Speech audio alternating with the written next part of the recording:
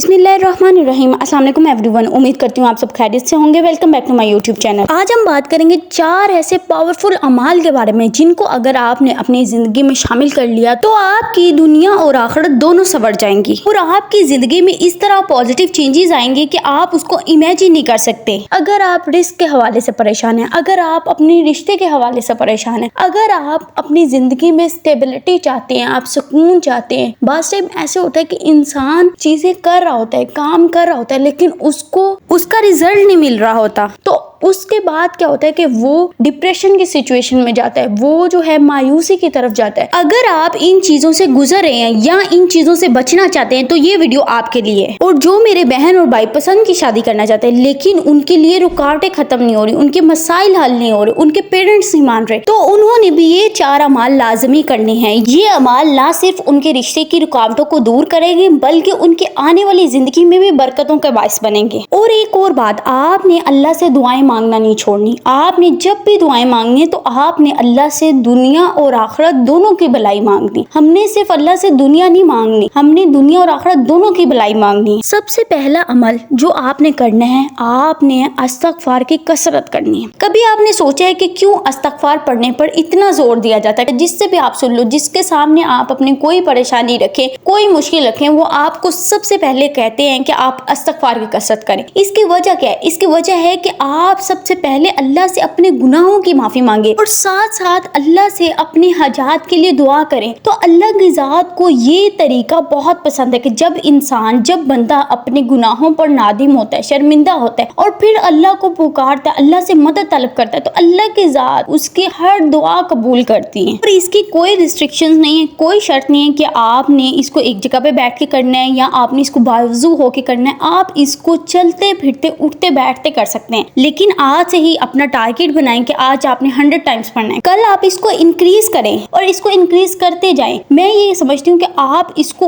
उतना पढ़ें जितनी आप अपनी जिंदगी में बरकतें चाहते हैं, जितनी जल्दी आप चाहते हैं कि आपकी दुआएं कबूल हों। और मैंने जब से इसको अपनी जिंदगी में शामिल किया है, अल्हम्दुलिल्लाह मेरी जिंदगी में बहुत पॉजिटिव चेंजेस आई हैं और मेरी हर दुआ कबूल हुई है। दूसरा काम जो आपने करना है कि आपने अल्लाह के शुक्रगुजार बंदों में शामिल होना है, अल्लाह का शुक्र अदा करना है उन नेमतों पर, उन चीजों पर जो अल्लाह ने आपको नवाजी है। और कुरान में अल्लाह ताला फरमाते हैं, अगर तुम शुक्र करोगे तो मैं तुम्हें और ज्यादा दूंगा। सबसे बड़ी नेमत आपके पास आपकी सेहत है। एक सेकंड के लिए उन लोगों के बारे में सोचें जिनके पास आंखें नहीं है, जिनके पास हाथ नहीं है, जो सुन नहीं सकते, जो बोल नहीं सकते, तो उनकी कितनी विश होगी कि काश हम भी सुन सकते, हम भी बोल सकते, हम भी देख सकते। और एक हदीस में आता है जिसका मफहूम कुछ यूं है, अल्लाह को सबसे ज्यादा महबूब अमल शुक्रगुजार दिल, जिक्र करने वाली जुबान और सब्र करने वाला जिस्म है। सुभान अल्लाह। हमने अल्लाह की नेमतों पर शुक्र करना है, अल्लाह के शुक्रगुजार बंदे बनना है। अब मैं आपको इसके 2 बेस्ट वे बताती हूँ जिस तरीके से आपने अल्लाह का शुक्र अदा करना है। आपने रात को सोने से पहले 2 रकत नमाज शुक्र के पढ़ना है, जिसको हम शुक्राने के नवाफिल भी कहते हैं, वो आपने पढ़ने हैं। आपने अल्लाह का शुक्र अदा करना है। जो चीजें अल्लाह की ज़ात ने आपको आज के दिन में दी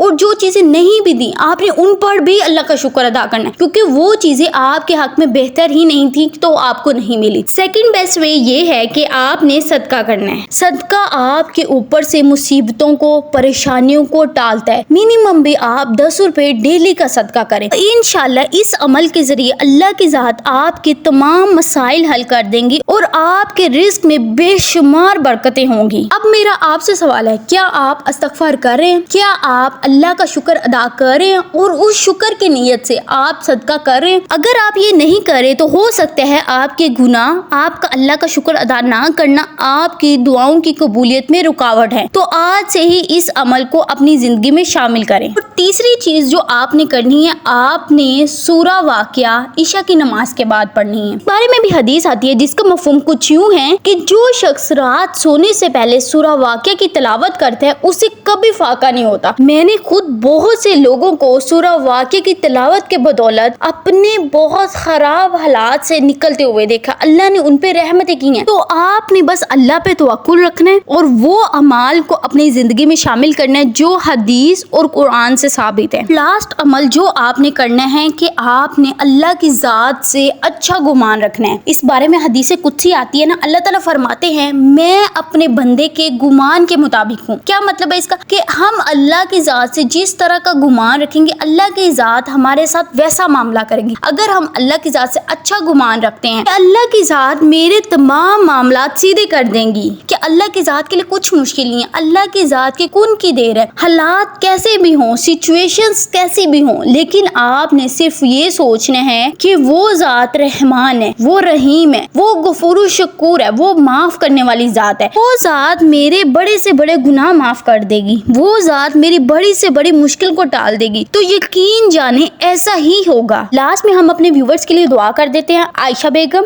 अनम नाज, नेहा परवीन, आयशा, हैरिश, अल्लाह पाक मेरी इन तमाम बहनों के बहुत नेक नसीब करे और इनकी तमाम मुश्किलात परेशानियों को दूर करे। आमीन। आपने भी इस पे जरूर आमीन कहना है और दुआओं के लिए अपने नेम को मेंशन जरूर किया करें। नेक्स्ट वीडियो तक स्टे ट्यून, स्टे ब्लेस्ड, अल्लाह हाफिज।